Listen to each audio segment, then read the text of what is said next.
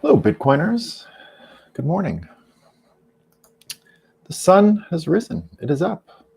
Bitcoin's running despite minor capitulation. It looks like some hash rate stuff's going to fall, difficulty's going to change, but it's still running. We're good. We can talk about the news, have some coffee, see what's up.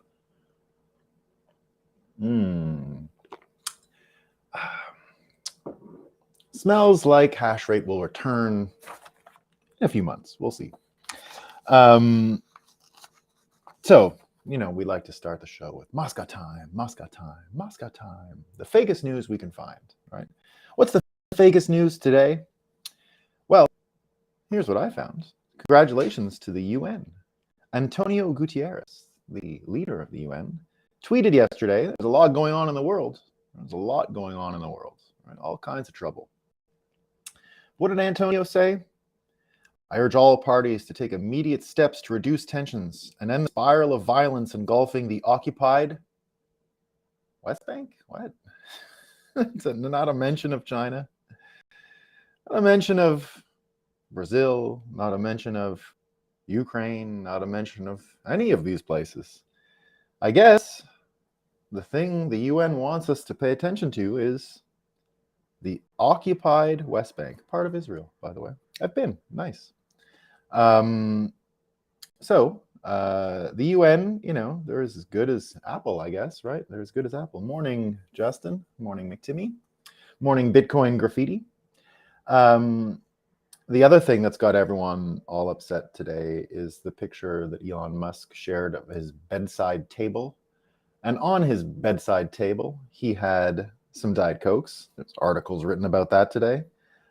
He also had a replica gun, and what I'm not sure was a real gun or a toy gun. It looked pretty real, but it turns out it might not be. But of course, the picture of guns has caused a lot of triggering, and a lot of people are angry, so everyone's yelling and screaming and fighting, and what did they say? Well, the anti-gunners are having just a complete meltdown, and so I guess it was a toy gun and a replica of a flint stock pistol. That's what people say. I don't know. I can't identify a gun by looking at it as well as some people can. But Rob Romano decided that, the colonial picture, just had to mention this, he said, right? So with the colonial picture in the background, the historian in me just has to raise the fact that in 1786, cities like Boston implemented a law requiring all firearms to be stored unloaded in the home.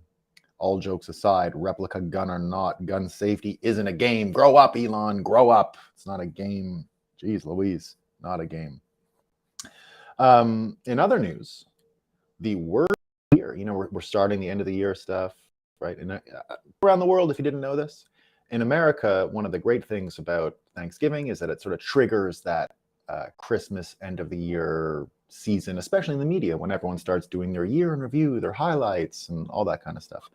So Merriam-Webster, the dictionary company, the English dictionary company, has come up with, and they do this every year, their word of the year.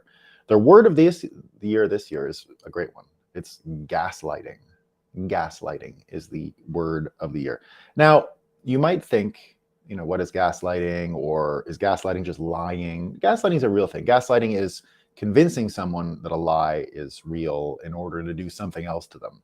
It comes from a movie called Gaslight from the 1940s, where the villain husband in a husband-wife relationship was up to evil deeds in the attic, and the lights would dim in the house. And he convinced his wife that the lights never dimmed and there was nothing going on in the attic. So that was kind of a bit of the story. So the gaslighting thing is really taken off in the past while. A couple of years now that I've heard the word. At first I was like, what are you talking gaslighting? What is this? You mean I'm disagreeing? I'm lying? You know what I mean? If I disagree with you and think it's wrong, it doesn't mean it's a lie. It just means we're arguing, right? So it's misused all the time, constantly misused, but it is a real thing. And I find it amazing that the word gaslighting is the word of the year during the Biden administration, during this entire era, right? That Merriam-Webster has chosen the word gaslighting as the word of the year. I think they're totally right. I think it is the word of the year, gaslighting. One of the best gaslighting examples I can find is the following. It happened yesterday. The New York Times finally came out and supported Julian Assange. So this is what they said. The New York Times and 4 European news outlets called on the US government to drop its charges against Julian Assange for obtaining and publishing classified diplomatic and military secrets. They warned that his indictment sets a dangerous precedent. But didn't they say that it wasn't the case for years?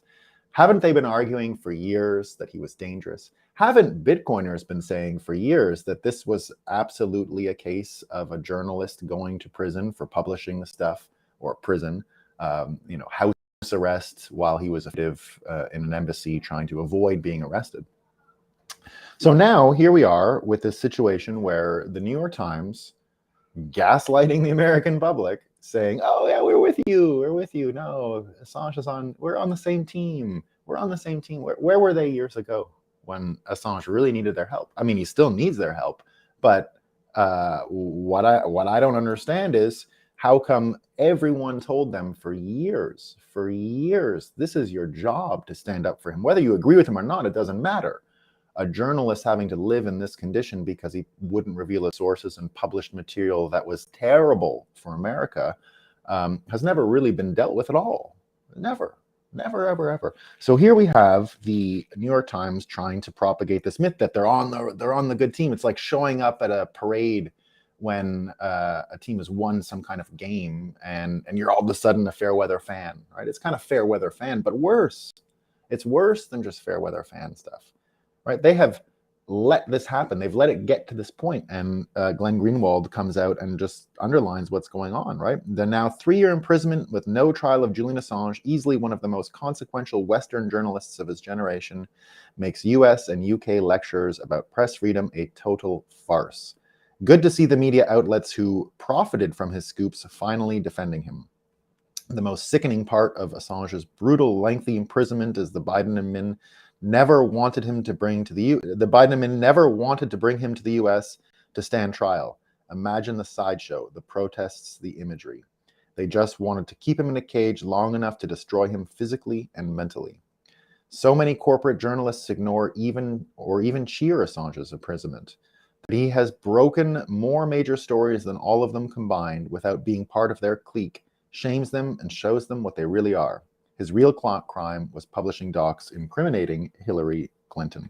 And you can even see this now. We're going to talk about China today, but all these China protests going on, right? Just look at the way they've been handled from the Western media. Just look for a second at the gaslighting, right? So this is from the Australian newspaper Sky News from not long ago, right? Not long ago, saying in Australia, coronavirus conspiracy theorists clash with police. Oh no, sorry, this is a British newspaper, not my mistake. This is British, not Australian. Coronavirus conspiracy theorists clash with police at anti-lockdown protests, right? So that was a major story from 2020. What's wrong with these people? Why are they protesting? They're crazy, this and that. And now this is from just yesterday, same news outlet. Remarkable bravery. Anti-lockdown protesters return to same spot in Shanghai after being pepper sprayed by police. So you were an anti-lockdown conspiracy theorist if you did it in a Western country, but if you're Chinese, you're suddenly remarkably brave for having the same opinion. It's the same opinion, and there's no difference. You're trying to protest the being locked in your house. Now, I understand you still separate the ideas here because protesting in a Western country is not quite the same. They're not welding anyone into a building and then the building's burning like it is in China. So I get it's not an apples to apples comparison. But speaking of apples, right? It turns out Apple has been heavily involved in a lot of this stuff. And the difference is the environment. Yeah, the difference is the environment. Yeah, I mean, it's a different context. I see it's different, right? And look, I'm not I have no opinion on the vaccines and all of that stuff, right? I have no opinion on vaccines in the sense that there's no way to tell. There's no way to even understand your own personal risk because all the vaccines have done, for me anyways, prove that science is broken. That's what I got out of it, right? That you can't actually apply the scientific method without the interference of money, of the process being twisted, of all of those things, right? So But back to Apple, right? Back to Apple. So Apple under intense criticism, unbelievable stuff, right? So it turns out that they have moved in lockstep with the Chinese CCP. They helped bring an app update that prevented people from using the AirDrop feature of their iPhone during the protest. So it was specific and geofenced to the Chinese system because the AirDrop wasn't susceptible to the Chinese firewall, and it was allowing people to coordinate, message, share images. So Apple immediately moved to help support the Chinese CCP in order to quell the protests, right? So this has now turned into a whole bunch of debate in America about what's going on, because of course Elon Musk came right out and started criticizing Apple. Like, who else, what's their track record on promoting free speech? Where's the list of folks they've censored? Because they've never actually been criticized for doing this, right? They've never been criticized for doing this. And you remember, Trump criticized them for not doing enough of it, right? Trump already criticized Apple for not opening up the iPhones enough to help the Trump administration catch criminals, right? So this is one where Trump was way out of line and completely wrong, and Apple stood up to him, right? I think that was a good moment for Apple, right? But why don't they do the same with China? I mean, why is it so easy to say no to an American president and so hard to say no to a Chinese communist leader? We don't know. We don't know. We don't know. Nobody knows. So Elon going out and sort of criticizing all that's going on. And here's a quote from a lawyer, right? Max Kennerly. And what Max does here is Max takes a screenshot of Lex Fridman, our man Michael Saylor, and Elon Musk in a conversation about what's going on with Apple, right? So Lex comes in and says, Apple should support free speech. Michael Saylor adds, monopolies should be subject to the same limits we placed in our government in the Bill of Rights. Make no a law abridging the freedom of speech, of the press, of the right of the people to peacefully assemble, and the petition of and to petition the government for a redress of grievances. Elon responded, absolutely, especially if done in collusion with the government, right? So they're talking about Apple here. Max Kennerly, a lawyer, jumps in and says, to recap, the claim here is that Apple has somehow infringed upon free speech by not buying advertising on Twitter. Lest it go unsaid, this company has to give me money is now how free speech works. Now, the trick here is that Max, I can forgive Max. He didn't understand which infringement of free speech they were referring to. He got confused with yesterday's story where Apple was taking its advertising away from Twitter, right? And so we can forgive Max because maybe he didn't read the newspaper, maybe he didn't see Twitter for a whole day. We don't know. Right? So he was stuck on the last story where Apple was trying to screw over free speech, right? So here's the update, Max. He was probably referring to the App Store choke point, or maybe it was the aiding the Chinese government. It was one of those two. So Max jumped to conclusions here and just said, oh, they're worried about advertising dollars. He forgot the other two times where they've mortally wounded free speech in the world. So, what are you going to do, Max? You got to pay more attention, though, Max. There's more than one story here, buddy. Come on.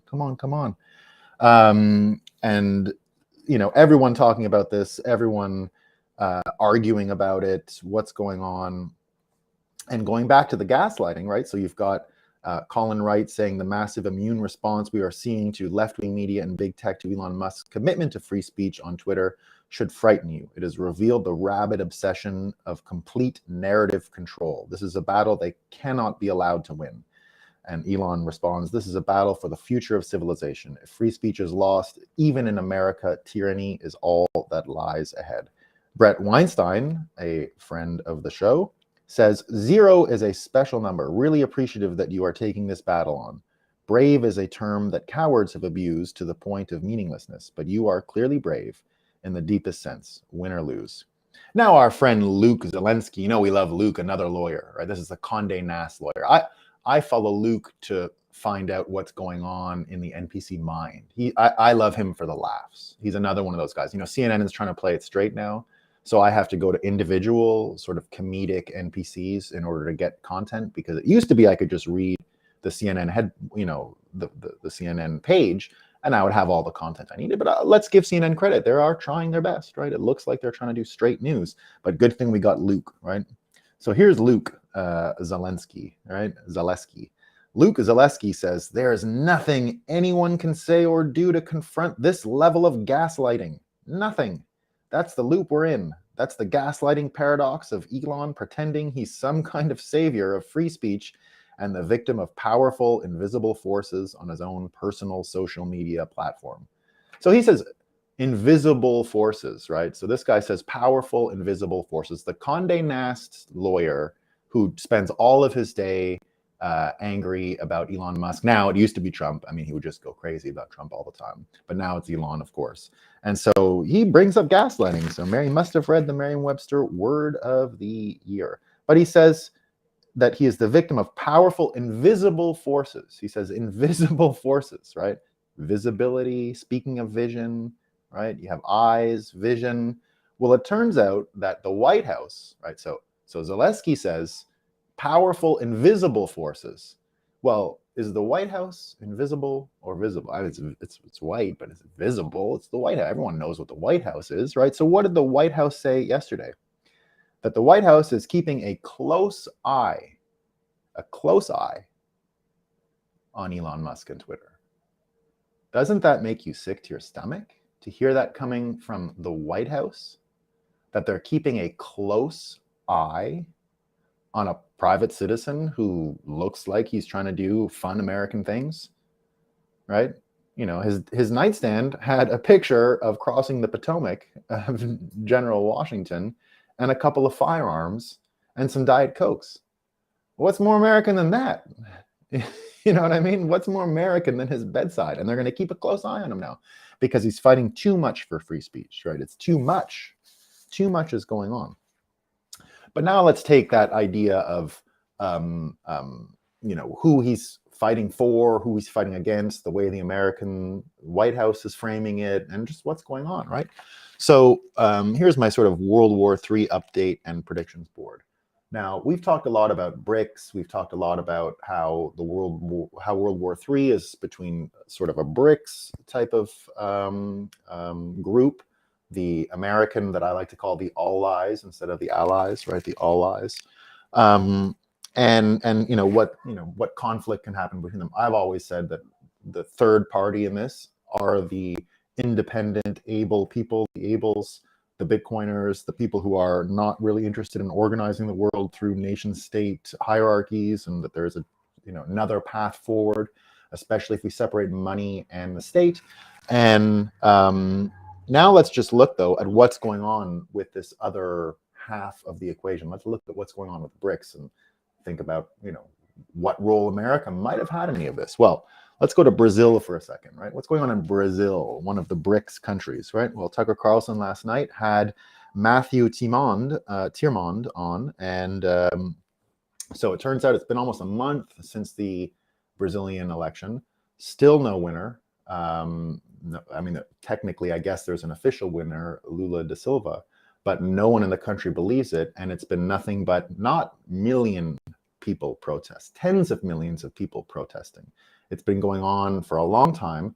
The mainstream news in the West tried to say that everyone was just getting excited about the World Cup, that the gatherings were about World Cup hype.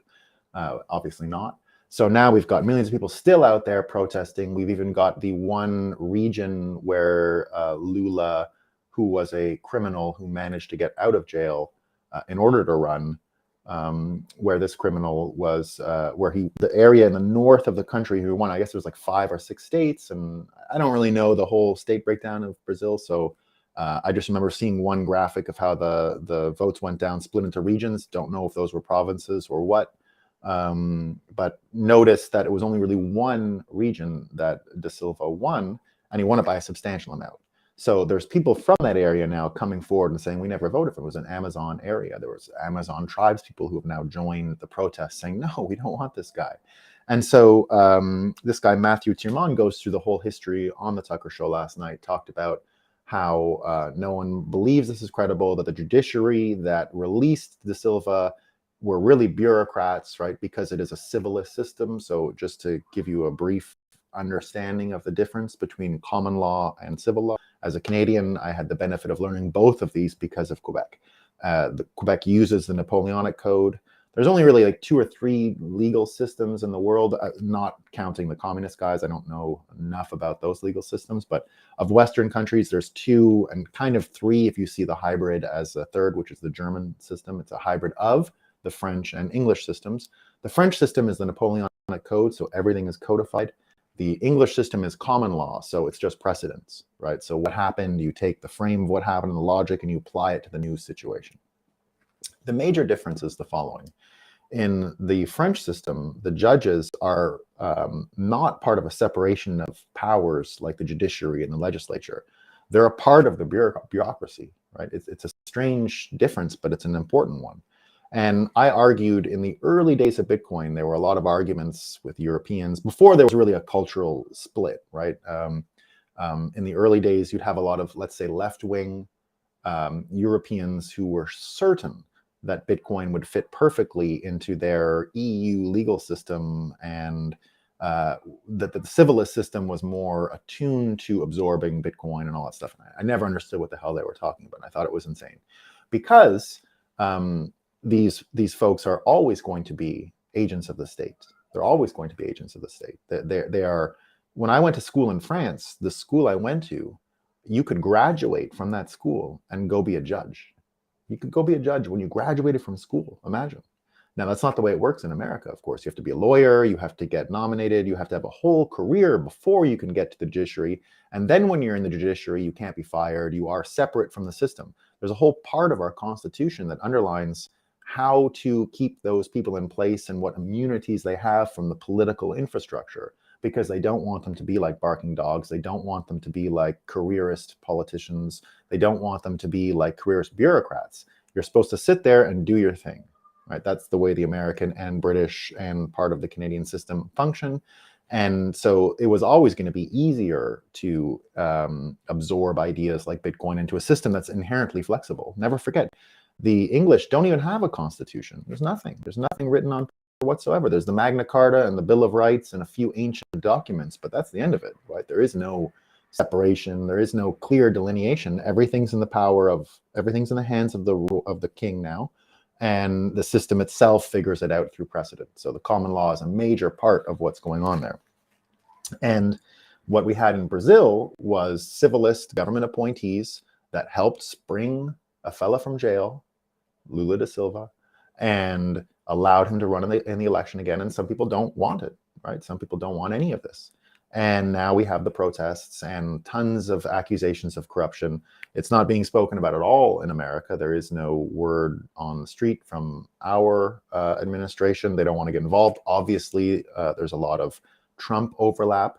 A lot of the Trump team is down in Brazil, as I understand, with the sitting president who's supposed to leave, Bolsonaro. The guy who lost is the sitting president, so it's a bit confusing.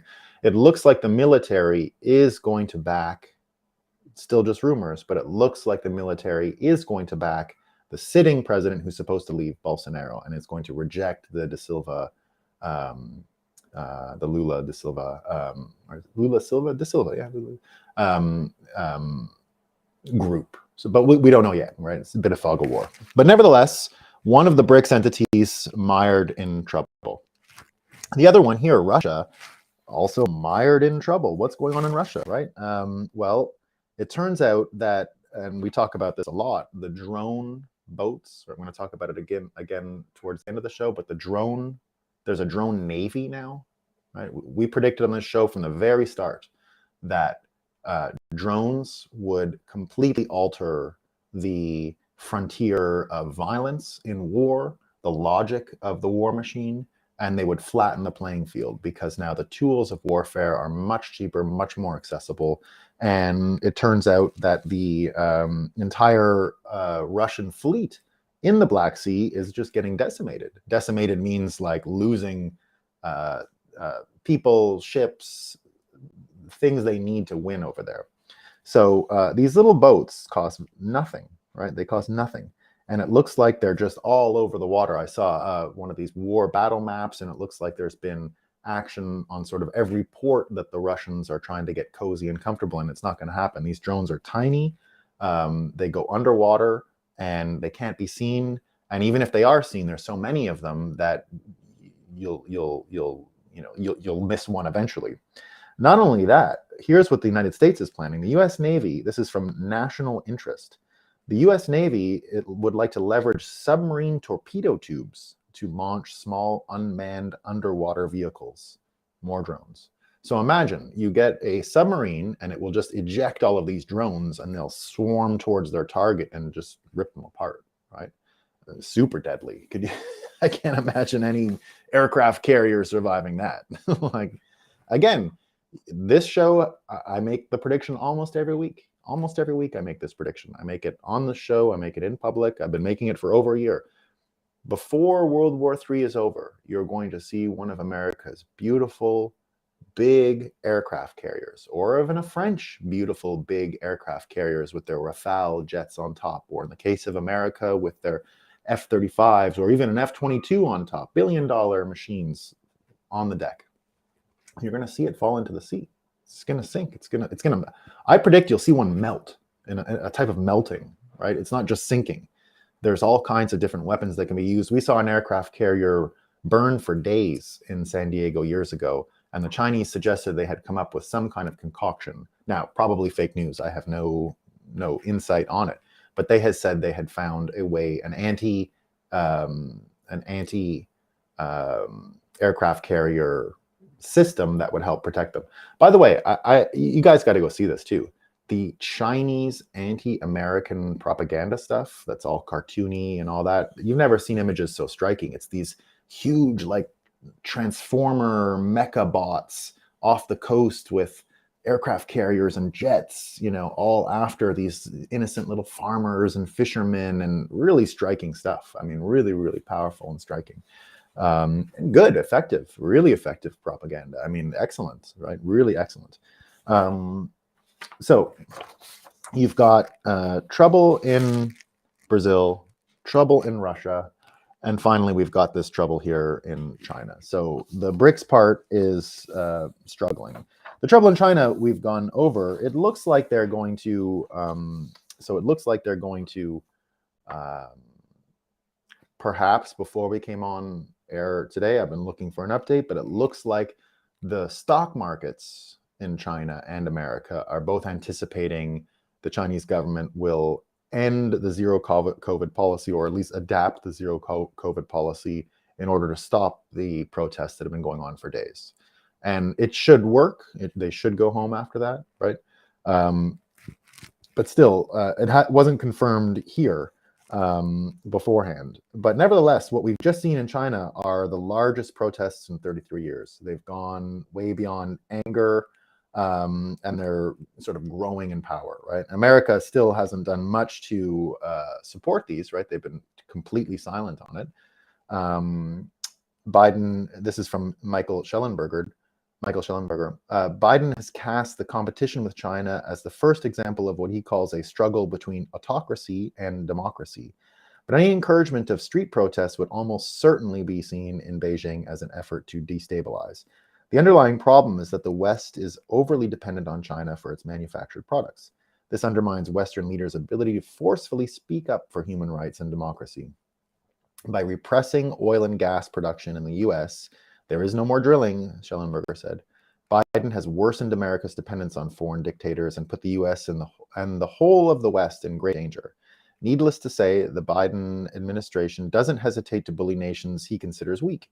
Biden thought he could bully the Saudis, right? When the Saudis were trying to join this BRICS thing, it emboldened and backfired and ended up weakening the United States, right? So what we've got here is a situation where we have to stop for a second and say, if you did predict, as a lot of people did, that World War III would be the BRICS nations versus the Allies and the Americans in charge of that, well, it looks like whatever they're doing in these three countries is working, right? None of these three countries look like any degree of a threat to the United States that they might have seemed even a few months ago or a year ago. The idea of a coordinated BRICS issuing their own currency, controlling commodities, and putting pressure on the United States looks less and less likely now, looks less and less possible. But where do we go from there as Bitcoiners, right? Where do we go from there as Bitcoiners?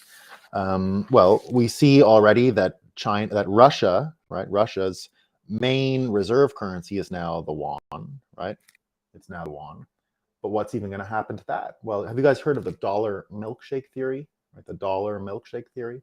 So there's this idea that most people have in the world, right? The Ray Dalio idea that we hyperinflated our money in the United States, and that other countries will have less confidence in the US dollar, and that eventually the US dollar will lose its primacy because it printed too much money and other countries don't really think of it as stable any longer, and therefore it will just vanish and something else will supplant it. In Ray Dalio's mind, the Chinese yuan will do it, right? So he's been propagating this idea for a long time. He's made cartoons about it. He's made books about it. He goes on and on and on about it. It's his major prediction in life, right?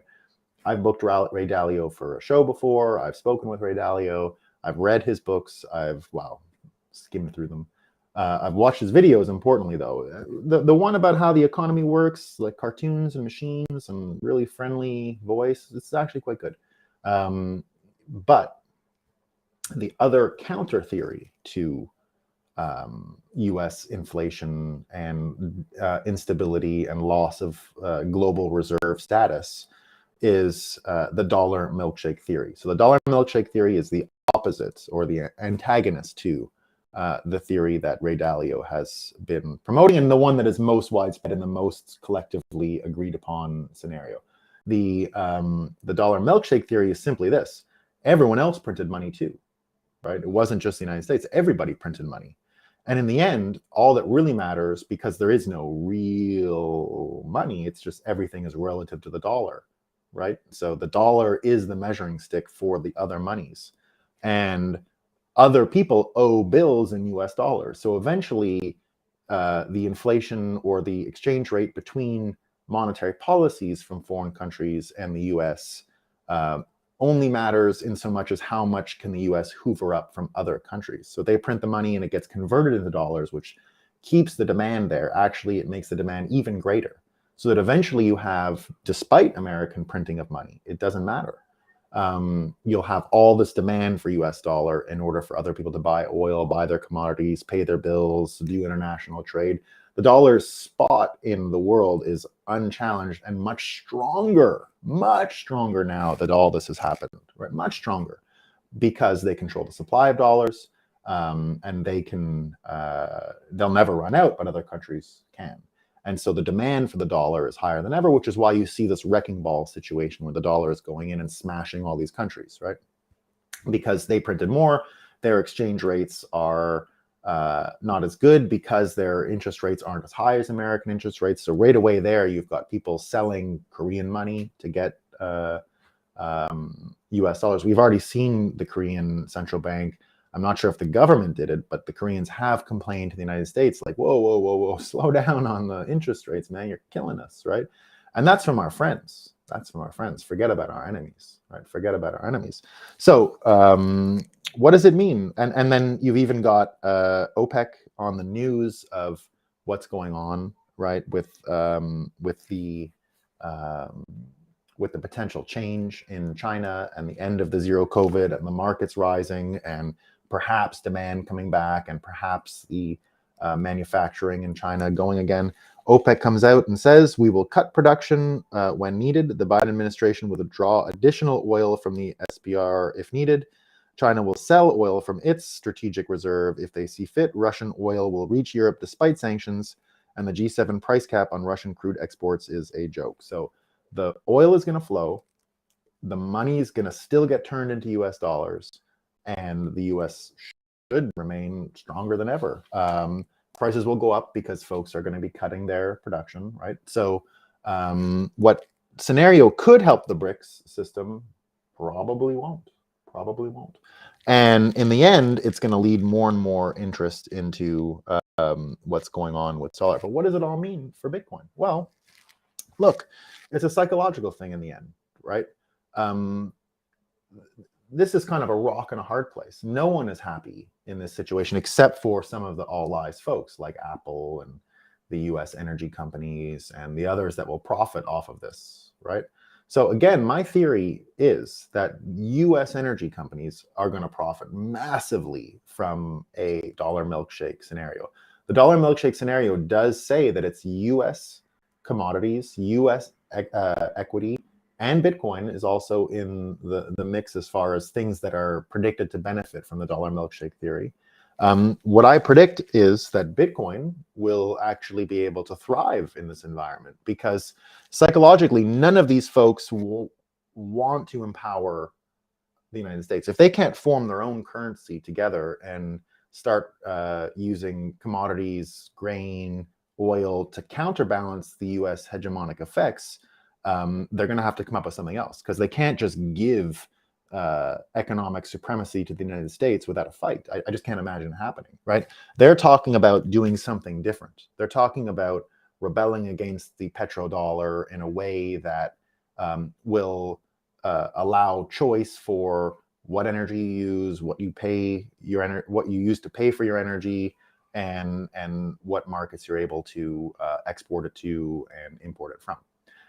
So what we end up seeing is this whole thing is so destabilized now. All of these BRICS countries are so destabilized that it's hard to imagine them coming up with a currency or a unit of account or something to counteract the dollar milkshake wrecking ball situation. So the idea is that Bitcoin will simply become the de facto, maybe not even conscious pressure valve for this, that people will be driven to it merely because it's the only way to not make these two unpalatable groups win. Right? So just a theory, just an idea. Bitcoin Graffiti says, how the economic machine works. Love that one. Yeah, that's the one. That's the cartoon. It's actually quite good, right? You gotta hand it to Ray Dalio for some stuff. He's wrong about a certain amount of things. I don't know what the reasons for which he's wrong. I don't think he's corrupted, but he might be, right? The stuff he says about China all the time might just be a type of, you ever heard this word, Orientalism? It's a great word. Orientalism just means the Western penchant to, exaggerate or dramatize things from the East. And he seems to be a bit of an Orientalist, frankly. Now, the opposite of that is an Occidentalist. And bin Laden was the greatest example of an Occidentalist. He never even visited America. He had a very cartoon idea of what America was, right? A very not detailed image of America, right?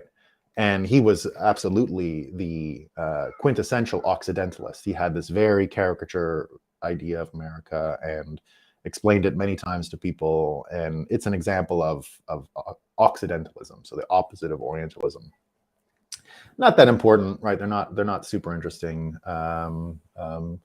Too crazy. I mean, he's trying to be a realist, right? I'd say he's trying to be a realist, but yeah, I mean, maybe he's right. I was happy to have him when I got him as a speaker the first time and was very interested in what he was going to say. In the end, it was so underwhelming and it was all kind of the same stuff. And, so that's just me. But anyway, let's talk about Kanye quick before we go. So Kanye last night was on Tim Pool's show. The whole thing was a disaster. He ran off the show within a few minutes. Now, I didn't understand why it didn't look like he even wanted to be there in the first place, right? It didn't even look like he wanted to be there in the first place.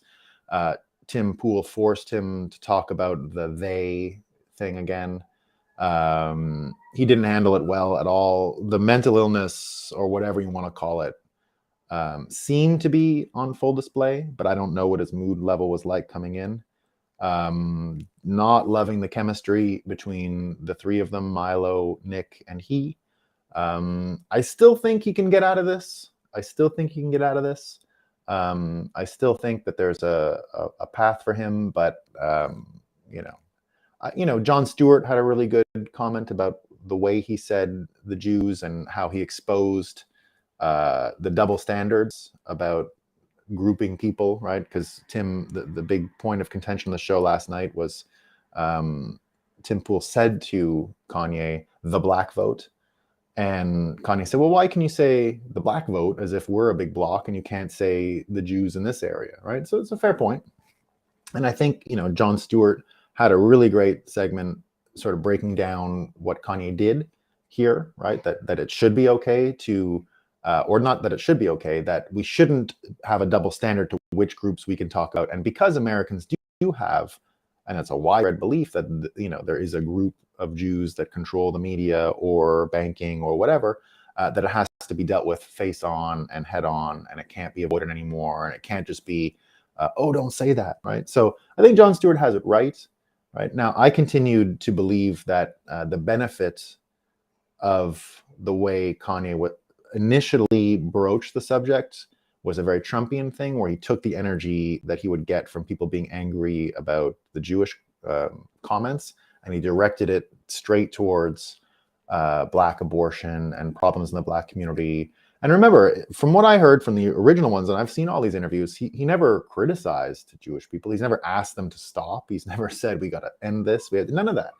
And if anything, it's been complimentary to the community by saying, well, look, they're so good at stuff. They're here, they're there, they're here, they're there.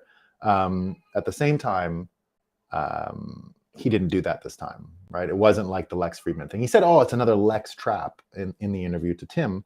But there's so many things he can say to just make this go away, or not even make it go away, but at least move on to the next subject. And he didn't do it again last night. So I'm just going on what I saw from energy, right? The energy looked low. The charisma was way down. I mean, almost no charisma that I saw yesterday, right? And not in a great mood. Now, I don't need a guy in a great mood, but even if stuff was bad for Trump, he looked like he was having fun on the campaign trail. Trump certainly has lost a step. I mean, even handling, we predicted on the show immediately that Kanye destroyed him by meeting him, right? And Kanye yesterday kind of fixed it. He said he didn't know who Nick Fuentes was and whatever, so he kind of went to bat for him again. But Kanye totally stabbed Trump in the back, right? Totally, completely. People didn't see it necessarily at first, but I said, come on, guys, Trump's base won't give a shit about what happened here, but everyone else is just going to cycle this into another one of those Charlottesville stories, and Trump can't defend himself, right? So it's just going to be, appalling. And you can tell Trump has lost a step because he bungled the response to this. He should have just said, I'm running for president. I'll meet with any American I feel like. It would have been over. Right? But he tries this thing. I met with Kanye, a black man. What are you talking about? What are you talking about, right? And he brought people I didn't know about. So, Trump looks like he doesn't have the family support, right? He doesn't have the wife. Now, I want a lot of what he's fighting for and the energy and all that in the game. I don't want, he destroyed the Republican Party. That is the best thing he ever did, right? People on the left don't understand that folks like myself, who are already in that world of politics with conservatives, and I was part of a very populist, small government type of thing in Canada, and it was a faction within the larger movement, and we were fighting for the things we wanted. And we were very against the neocons, very against the Bush people, all that stuff we hated. Trump destroyed that world. And so people don't understand how appreciative folks like myself are of him for doing that back in 2015, before he even ran, when he was just candidate Trump, and he wiped out the Jeb Bushes and he wiped out all these folks. That was before the fight even turned to Democrats, when Democrats didn't even really care and thought of Trump as a TV show and a spectacle on the campaign trail for the Republican nomination. Folks like me knew the kind of work he was getting done every day, and it was amazing. He was wiping out years of trouble in an instant, and we'll always appreciate him for that. Now, a lot of people, just like Mike Cernovich, left Trump the moment he went back on that. The moment Trump became president, he wanted the Republicans to like him. He went with the Paul Ryan, who was the speaker at the time, legislative plan. Right? He didn't smash Google. He didn't smash Twitter. He didn't smash anything. He went with the stupid Republican plan because just mind reading, he thought he could charm them. Maybe they would like him. Maybe they would be on his team. Maybe everything would be fine. Right? Well, turns out not so much. Milo and Paul Ryan, as I understand, are related in business.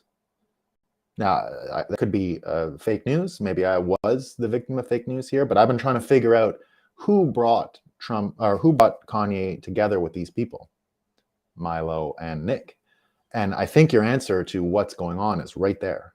But I still haven't seen confirmation. I've seen that the Paul Ryan fella might be connected, but I don't know. Anyway, none of it's good. None of it is good. It's more psyops and troubling. We hope the best for Kanye. We love the guy. We think he needs better advisors.